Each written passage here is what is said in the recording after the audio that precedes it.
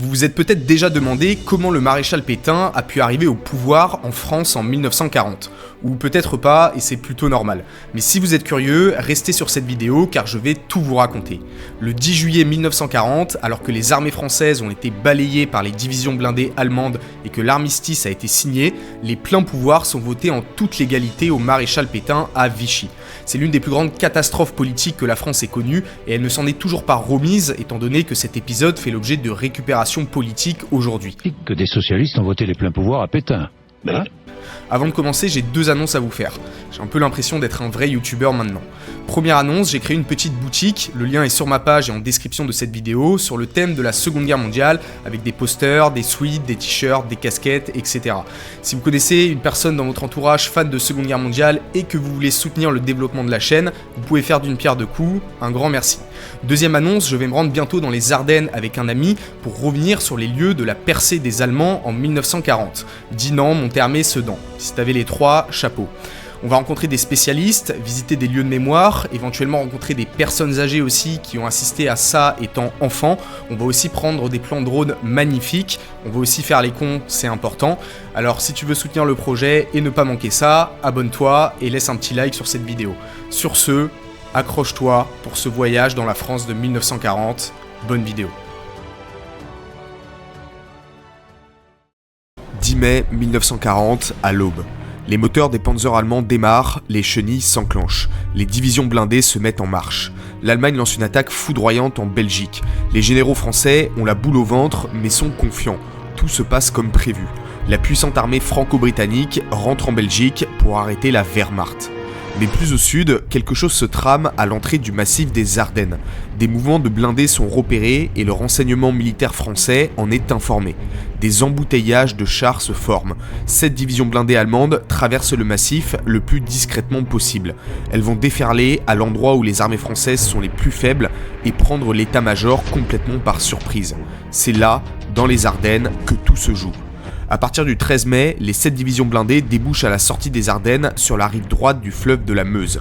Les Allemands percent en 3 points, Dinant, Monthermé, Sedan. Les Français n'en croient pas leurs yeux. Ils sont mal équipés mais pilonnent les Allemands avec le peu d'artillerie qu'ils ont. Mais l'aviation allemande arrive en renfort à Sedan.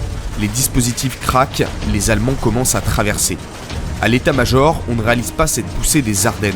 Le généralissime Gamelin l'a confirmé, les Ardennes sont infranchissables. L'aviation alliée est pourtant prête à venir bombarder les positions allemandes.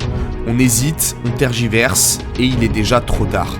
Erwin Rommel et Heinz Guderian, les généraux allemands, s'enfoncent dans la brèche des armées françaises et remontent à toute vitesse vers le nord, sans se soucier de leur flanc.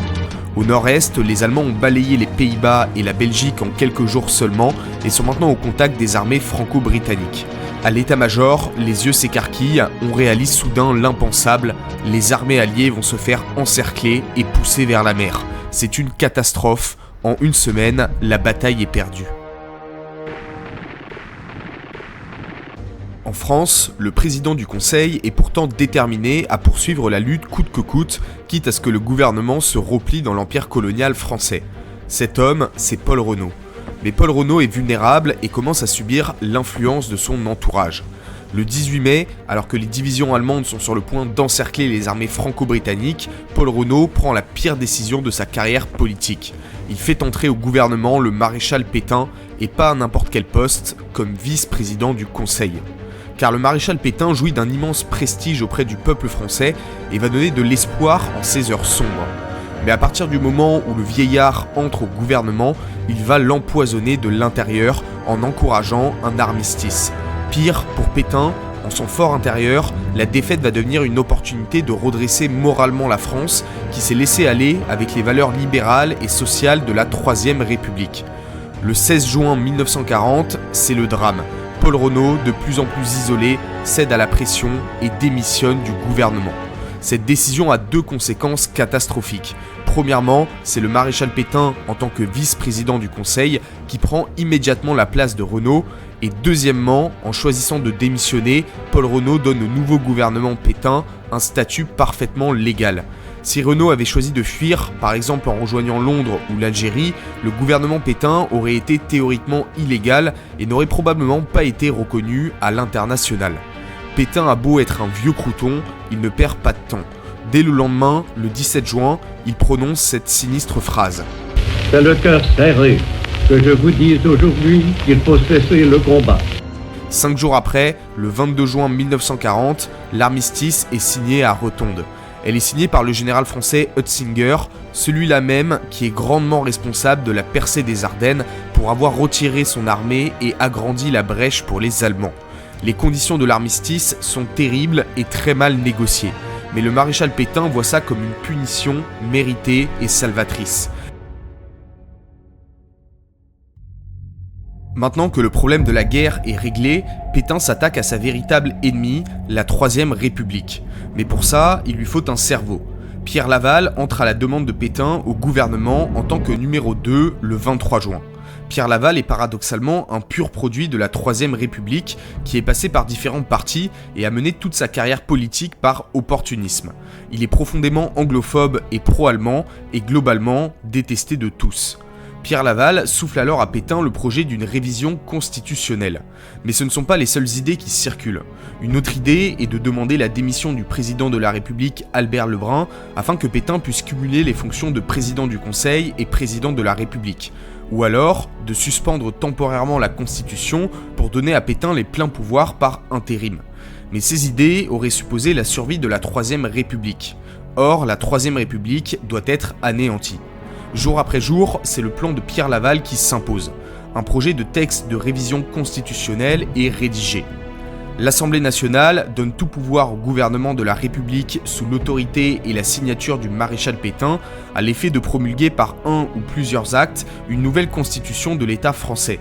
Cette constitution devra garantir les droits du travail, de la famille et de la patrie. Elle sera ratifiée par la nation et appliquée par les assemblées qu'elle aura créées. Début juillet 1940, les parlementaires sont convoqués à Vichy, une petite ville du Massif central. Pierre Laval les accueille et leur sert la spécialité locale, un tissu de mensonges. Il les rassure par rapport à ce texte, en leur assurant qu'on peut faire confiance au maréchal Pétain pour qu'il n'abuse pas de son pouvoir, et que le pouvoir législatif des chambres sera maintenu dans une certaine mesure. Le 10 juillet 1940, le projet de donner au gouvernement, sous la signature du maréchal Pétain, autorité pour adopter une nouvelle constitution est voté à une écrasante majorité absolue. 569 voix pour, 80 contre et 17 abstentions. Évidemment, seuls les parlementaires présents ont voté.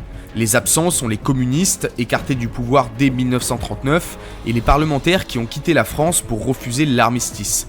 Mais s'ils avaient été là, ils n'auraient pas été assez nombreux pour changer l'issue du vote. Il y a eu plus de votes contre ce projet de révision constitutionnelle à gauche qu'à droite. À droite, quasiment personne n'a voté contre. Mais en termes numéraires, la gauche était majoritaire et la gauche a voté massivement en faveur du texte. Chez la gauche radicale socialiste, il n'y a eu que 27 voix contre et 171 voix pour. À la SFIO, il y a eu 36 voix contre et 90 voix pour. Il y a aussi d'autres facteurs qui rentrent en jeu. On a remarqué que les parlementaires qui avaient été au plus près des combats votaient plus souvent oui et inversement. L'idée de l'arrêt des combats et de la défaite s'était peu à peu imposée et Pétain représentait cette idée. Beaucoup de parlementaires, de gauche comme de droite, faisaient encore confiance aveuglément à Pétain. Ils ont été manipulés par Pierre Laval et beaucoup trop naïfs.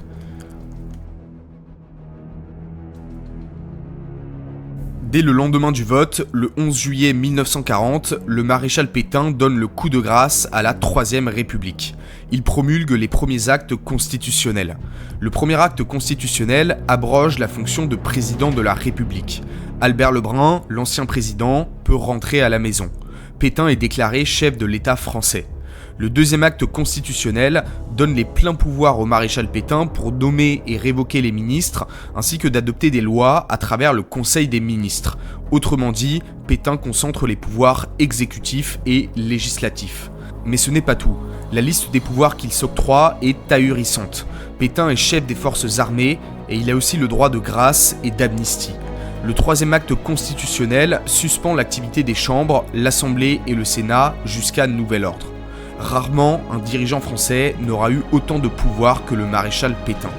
Le lendemain, le 12 juillet 1940, le quatrième acte constitutionnel fait officiellement de Pierre Laval le plus lésé des collaborateurs, le dauphin du maréchal Pétain.